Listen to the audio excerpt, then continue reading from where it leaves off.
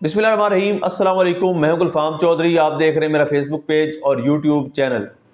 पाकिस्तान की सियासत में अहम तरीन डेवलपमेंट हो रही हैं और मुसलसल डेवलपमेंट्स मुतवक्के हैं। यकीनी तौर पर जो पाकिस्तान के हालात हैं वो यकसर बदलने जा रहे हैं और बड़ी बड़ी तब्दीलियाँ मुतवक्के हैं।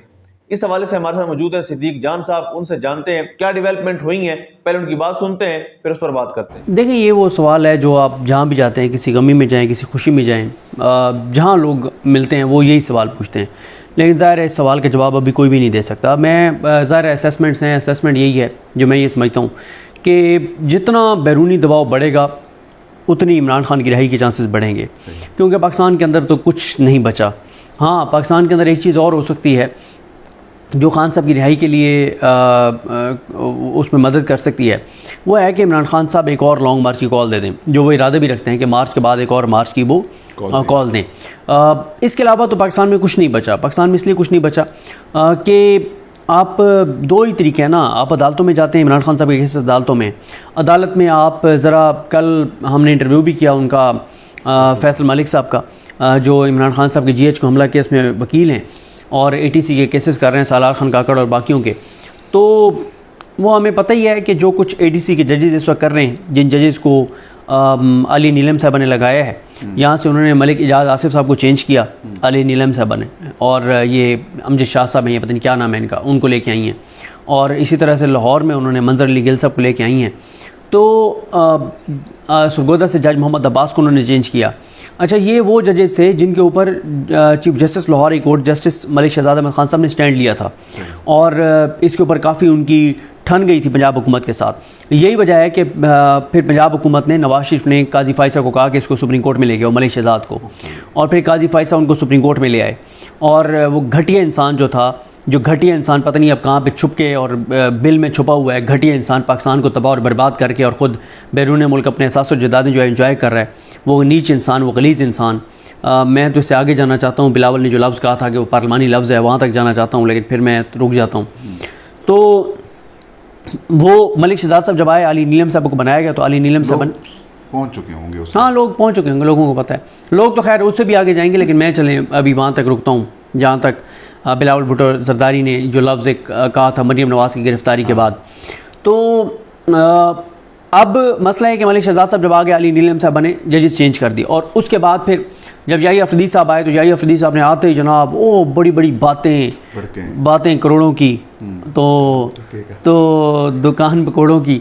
तो यही अफरीदी साहब ने जनाब कहा कि जनाब ATC के जजेस को, एडमिन जजेस को बुला के जी ऐसी की तैसी, अब कोई ऐसी बात नहीं होगी, कोई इंटरफेरेंस नहीं होगी, कहीं इंटरफेरेंस हो मुझे बताएं, आज़ादाना फ़ैसले होंगे, ATC के जजेस आज़ादाना फ़ैसला करें। उन्होंने कहा जी हम आपको बताते हैं।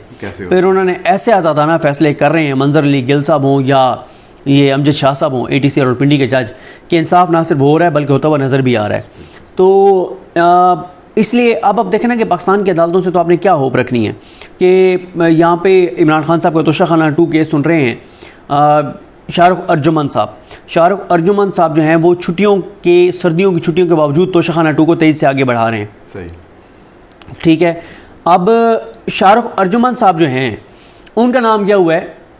जज हाई कोर्ट के लिए, और इसीलिए वो सर्दियों में भी परफॉर्मेंस दिखा रहे हैं। ठीक है।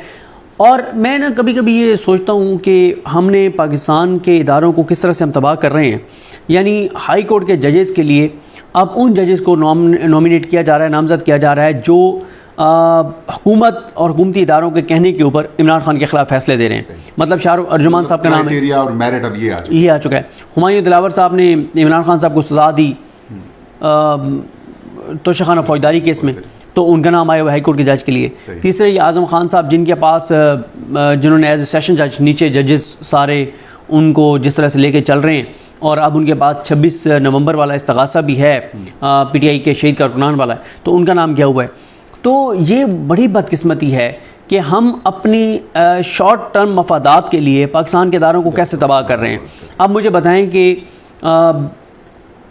डिस्ट्रिक्ट कोर्ट के अंदर वो जज जो मेरिट पे फैसले कर रहे हैं, जो आइन और कानून के मुताबिक फ़ैसले कर रहे हैं, जो अपने हलफ के मुताबिक फ़ैसले कर रहे हैं, उनको आप ये मैसेज दे रहे हैं कि ठीक है, फिर तुम अपने हलफ के मुताबिक फ़ैसले दो, तुम अपने ज़मीर के मुताबिक दो, फिर तुम यहीं पे रिटायर हो जाओगे, कोई तुम्हारी तरक्की नहीं होगी।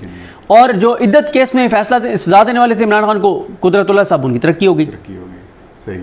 इनके नाम भी आ गए ऊपर। तो इस सारे में सर बात यह है कि ये इस वक्त क्राइटेरिया पाकिस्तानी अदालतों का, और ऊपर याही अफरीदी साहब बैठे हैं, उधर आलिया नीलम साहब बैठे हैं, उधर आमिर फारूक साहब बैठे हैं, तो आईनी बेंच पे अपना वो बिठाया हुआ अमीनुद्दीन खान साहब बैठे हैं, और जमाल खान मंदोखेल साहब और मोहम्मद अली मज़हर साहब बैठे हैं, मुसरत हिलाली साहिबा और नईम अख्तर अफगान साहब बैठे हैं। तो इसलिए अदालतों से तो कुछ भी नहीं निकलना।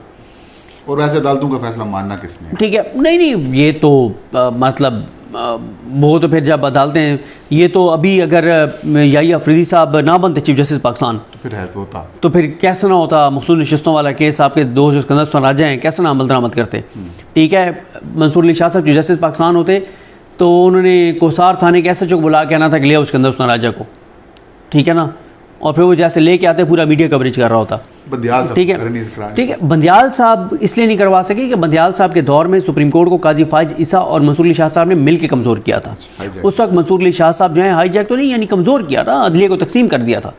उस वक्त तो काजी फाइज साहब, मंसूर अली शाह, ये सारे एक तरफ थे, 7-8 जज थे जिन्होंने सुप्रीम कोर्ट को तकसीम किया था और कमज़ोर किया था। ठीक है, तो उस वक्त ज़ाहिर है ये कसूरवार है। इवन के उस वक्त अब चलें नाम नहीं लेते, वो जज जो आजकल बड़े आइन और कानून के साथ खड़े हैं, ठीक है, तो वो छोड़ दें तो वो सारे भी वो काजी फायसा के साथ खड़े थे, मंसूर अली शाह साहब के साथ खड़े थे, और उन्होंने सुप्रीम कोर्ट को कमज़ोर किया। तो इसलिए सुप्रीम कोर्ट बेवकूफ़ हुई। लेकिन अब फिर क्या हुआ है, ख़त्म हो गया, अब पूरा इदारे ख़त्म हो गया ना, पूरे इदारे की टके की औकात नहीं रह गई, टके की कोई इज्जत नहीं रह गई इनसे। तो वो ठीक है, डिस्ट्रिक्ट कोर्ट के जजेस हैं वो ज़्यादा इम्पोर्टेंट। सर मैं कहता हूँ आप जाए ना, वो जो मियां अज़हर नदीम जो हैं, जो डिस्ट्रिक्ट कोर्ट में बैठे हुए हैं, जो शबीर भट्टी साहब बैठे हुए हैं, जो नसर मिनल्ला बैठे हुए हैं, तो ये इनके पास इख्तियार ज़्यादा है याही अफरीदी साहब से। याही अफरीदी साहब ने इस तरह से अपने इख्तियार सेंटर किए हैं।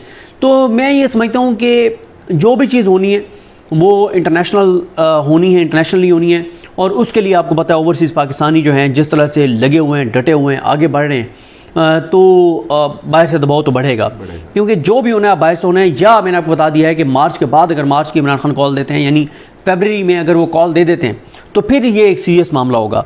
क्योंकि आप देखें ना कि इस वक्त आप बयानात सुने जो अलीम गंडापुर ने बयानात दिए, वो ठीक दिए कि आप लोगों को पता होगा कि गोली चलनी है, लोग इस तरह तैयार होके आएंगे कि गोली चलनी है। ठीक है, अब जब पहले लोग आए 26 नवंबर को, किसी के वहमो गुमान में नहीं था कि स्नाइपर्स होंगे और सीधी गोलियां मारी जाएंगी, और हमारी कितना तकलीफ दे है वो पाकिस्तान के लिए और पाकिस्तानियों के लिए। कोई तसव्वुर नहीं कर सकता था कि इस तरह से निहत्ते लोगों को गोलियां मारी जाएंगी।